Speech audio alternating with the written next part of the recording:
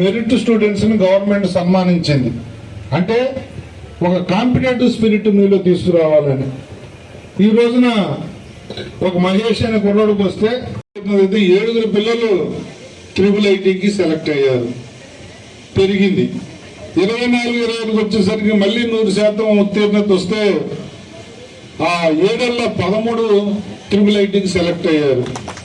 మరి 25-26 ఏం పాపం చేసుకున్నారు? ఆ 13 నుంచి IIITకి 5 సెలెక్ట్ అయ్యారు. థర్డ్ కౌన్సిలింగ్ అయ్యేలోపు మేము ఇప్పటివరకు ఇచ్చింది 5 కాబట్టి అదే చదువుతున్నాం. ఎందుకంటే సంవత్సరం పెరిగింది. ఈ సంవత్సరం 5, ఇంకా థర్డ్ కౌన్సిలింగ్ ఉందంటా ఉన్నారు. ప్రిన్సిపల్ రూపా గారు చెప్తా ఉన్నారు, థర్డ్ కౌన్సిలింగ్ ఉంది, దాంట్లో మనం లాస్ట్ ఇయర్ని దాటుతామని. తప్పకుండా దాటాలి. ఏ సంవత్సరం కూడా మీరు గడిచిన సంవత్సరం కన్నా బెటర్గానే మీరు పెర్ఫామ్ చేయాలి. వాళ్ళకి బాగా మార్కులు వస్తేనే మీకు మార్కులు వస్తాయి, మీకు బాగా మార్కులు వస్తేనే మాకు వస్తాయి. ఇదంతా ఒక చైన్ సిస్టమ్ అమ్మ. ఈ ప్రభుత్వం చాలా కాంపిటేటివ్ స్పిరిట్తో పనిచేస్తూ ఉంది. దాన్ని మీరు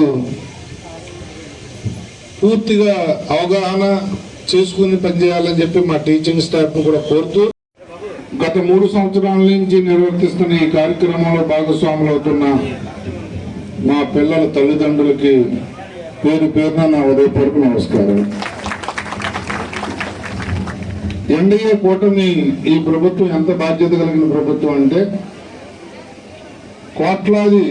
వందల వేల కోట్లాది రూపాయలు విద్యగా ఖర్చు పెట్టడంతో పాటు ఏదో డబ్బులు ఇచ్చాం, 4 స్కూళ్ళు పెట్టాం, 4 హాస్టళ్ళు పెట్టాం, మీకు సంవత్సరానికి ఒకసారి మీ పిల్లల తల్లికి వందనం అని మీ అకౌంట్లో డబ్బులు వేస్తున్నాం.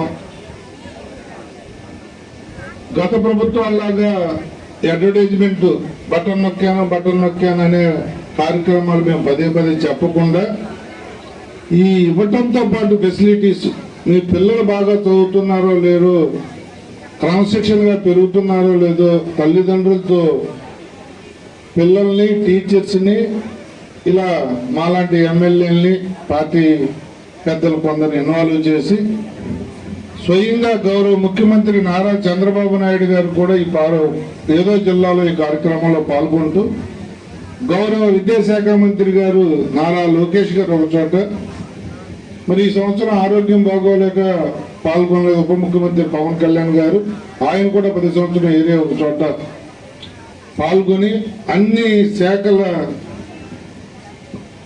సిబ్బంది కానీ, మంత్రులు కానీ, ఎమ్మెల్యేలు కానీ 175 నియోజకవర్గాల్లో ఇన్వాల్వ్ అయ్యి,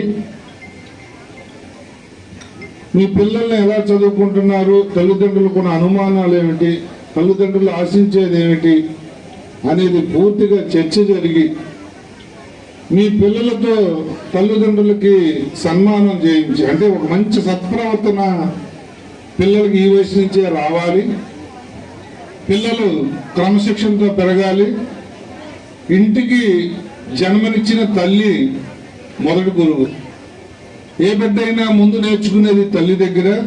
ఆ తల్లిని గౌరవించలేని వాడు ఇంకా ఎవరిని గౌరవించలేడు. కాబట్టి తల్లికి పాదపూజ చేసి తల్లి విలువ తెప్పే కార్యక్రమం కూడా దీనిలో తీసుకోవటం జరిగింది.